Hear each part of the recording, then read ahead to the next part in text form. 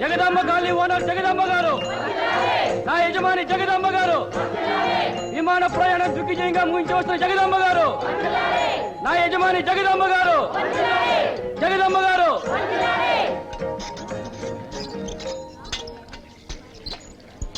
ఆవిడ గారు ఏమన్నా అమెరికా వెళ్ళొస్తోందా లేక లండన్ వెళ్ళొస్తోందా? మన విజయవాడ నుంచి తిరుపతికి విమానంలో వెళ్లి మళ్ళీ విమానంలో తిరిగొస్తే ఎక్కడ డబ్బు ఎక్కువ ఖర్చు అవుతుందోనని రైల్లో వచ్చింది. దానికి ఇంత ఆర్భాటమా? కాస్త అనుకుగా మాట్లాడమ్మా. ఆవిడ గారు ఈ కాలనీకే రాణి. రాణి కాదు, రాక్షసి. ఎందుకమ్మా గొడవలు? అద్దెకుండే వాళ్ళంతా ఈ స్వతంత్ర దేశంలో బ్రతుకుతున్న బానిసలే. ఆవిడ గారు ఇదిగో ఇదిగో తెల్లకాకి అంటే అవును అవును, పక్కనే ఒక పిల్లకాకి కూడా ఉందంటే ఏ పీచీలు ఉండవు.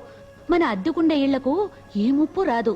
అందువల్ల ఆవిడ ఏమన్నా మనం తాళం కొడితే సరిపోతుంది. ఎందుకంత భయపడాలి? మా నాన్నగారిని చూడండి, ఆవిడ గారిని ఎదిరించి పోరాడల్లా. ఆవిడ గారు ఇల్లు ఖాళీ చేయమని కేసు పెడితే ఎదురు నిలబడి ఇన్నేళ్లుగా పోరాడుతున్నారే. ఎవరి కోసం? అద్దెకుండే వాళ్ళ హక్కుల కోసం. మావయ్య, పాయసం తీసుకోండి. పాయసమా? ఏమిటమ్మా విశేషం? ఈవేళ నా పెళ్లి రోజు. మీ అబ్బాయి నన్ను పెళ్లి చేసుకున్నారు, కానీ నాతో కాపురం చేయటం లేదు. కాపురం చేసినా చేయకపోయినా పెళ్లి రోజు మాత్రం వచ్చే తీరుతుంది కదా మావయ్య. చూడమ్మా, నా జీవితంలో నాకు తెలిసి నేను చేసిన ఒకే ఒక పెద్ద తప్పు నేను నా కొడుకిచ్చి పెళ్లి చేయడమే. ఆ దురదృష్టకరమైన రోజున తాగాల్సింది పాల పాయసం కాదు, కాకరకాయ పాయసం. ఉందా ఇంట్లో? నానా, వెళ్లే దారిలో ఈ పుస్తకం లైబ్రరీలో ఇచ్చేసేయండి. నిన్ననే కదమ్మా తెచ్చాను. అప్పుడే దీన్ని చదివి పారేసావా? పుస్తకాలు చదవడం తప్ప నా జీవితానికి వేరే పనే ఉంది నాన్న. మళ్ళీ మళ్ళీ చదువు, పొద్దుపోతుంది. నాన్న, నీకేం కావాలన్నా? ఆటో నగర్ స్టీల్ కంపెనీలో ఇంటర్వ్యూ ఉంది నాన్న. బస్ ఖర్చులకు 10 రూపాయలు కావాలి.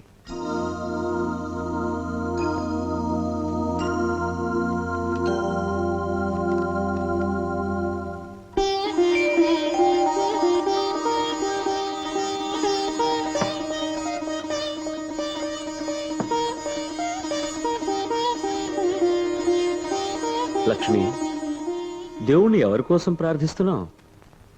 డ్రామాలు డాన్సులు అంటూ కనపడ్డ ఆడదానితో అల్లా తిరుగుతున్నాడు నీ పెద్ద కొడుకు. కానీ వాడితో ఊహల్లోనే పెళ్లి రోజు చేసుకుంటోంది నీ కోడలు. ఆమె కోసం ప్రార్థిస్తున్నావా? లేక అరచేతులతో పిల్లల్ని ఆడించాల్సిన వయస్సు నీ పెద్ద కూతురు సులోచంది. కానీ ఆ చేతులతో పుస్తకం పట్టుకొని కాలం గడుపుతోంది. ఆమె కోసం ప్రార్థిస్తున్నావా? లేక ఉద్యోగం చేసి బాగా సంపాదించాల్సిన వయసు నీ చిన్ని కొడుకు శంకర్ది. కానీ ఇంకా రోజు ఇంటర్వ్యూలకు వెళ్ళి వెళ్ళి తిరిగి తిరిగి వస్తూనే ఉన్నాడు. వాడి కోసం ప్రార్థిస్తున్నావా? చెప్పు లక్ష్మి, ఎవరి కోసం ప్రార్థిస్తున్నావు? ఇన్ని సమస్యల్ని ఒంటి చేత్తో పోరాడుతున్న మీరు చల్లగా ఉండాలనే నా ప్రార్థనండి. లక్ష్మి, నువ్వు అంత మాట అన్నందుకు ఒకటి నేను ఏడవాలి. అది నాకు రాదు. కష్టపడి ఏడ్చినా కూడా అది అసహ్యంగా ఉంటుంది. అందువల్ల ఒకే ఒక మార్గం ఉంది. ఇప్పుడు నేను నిన్ను కౌగిలించుకోబోతున్నాను. అది మరీ అసహ్యంగా ఉంటుంది. పిల్లలున్నారు. కౌగిలించుకోకుండా పిల్లలు ఎలా వచ్చారు? చాలండి. నాన్న, ఇదిగో టిఫిన్ బాక్స్. ఈ ఇంట్లో ఏ సమస్య లేని ఒకే ఒక మనిషి నా కడగొట్టు పిల్ల ఉమే. నాన్న, ఏమ్మా, నీకు ఏమన్నా సమస్య? ఈ రోజు పెద్దన్నయ్య డాన్స్ ప్రోగ్రాం ఉంది. వదిన కూడా అన్నయ్యని చూసి చాలా రోజులైందట. ఇవాళ ఖచ్చితంగా చూడాలట. నన్ను తోడుగా రమ్మంటోంది. సరే, 2 టికెట్లు రిజర్వ్ చేస్తాను. 3 టికెట్లు రిజర్వ్ చేయండి. 3 ఎందుకు? నాకండి. ఊరికే పిల్లలకి తోడుగా. ఆహా, 4 టికెట్లు రిజర్వ్ చేస్తాను. 4 ఎందుకు? నాకు ఊరికే నీకు తోడుగా.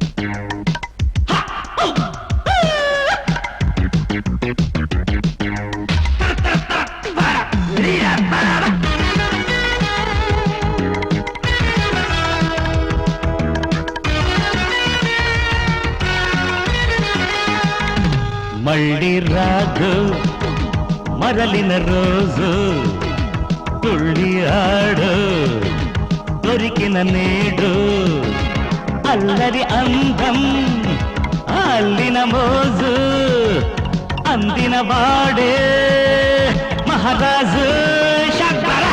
మళ్ళీ రాదు మరలిన రోజు, తుళ్ళి ఆడు దొరికిన నేడు, అల్లరి అందం పరవ అల్లిన మోజు, అందిన వాడే మహారాజు.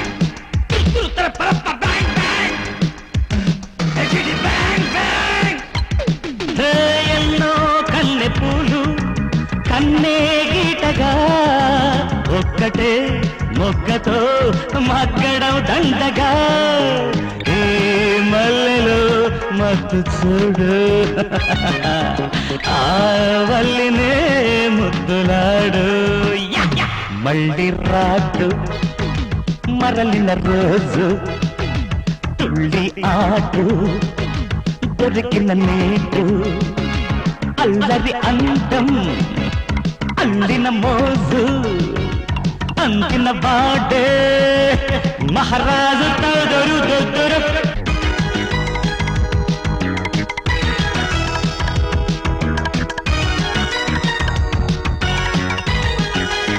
తర తర తర తర తరు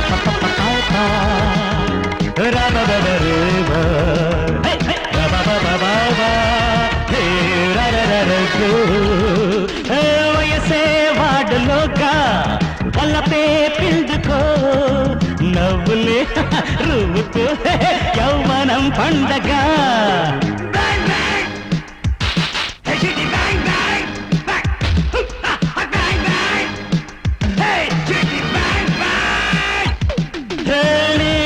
పిల్లి మెళ్ళో గంటే కట్టరా గుండెలో కోరికే గణగణ మృగగా ఈ సుఖముని తరిమి చూడు ఆ స్వర్గమే దరికి చేరు మళ్ళీ రాదు మరలిన రోజు హే తుళ్ళి ఆడు దొరికిన నేడు హే అల్లరి అందం అల్లిన మోజు అందిన వాడే మహారాజు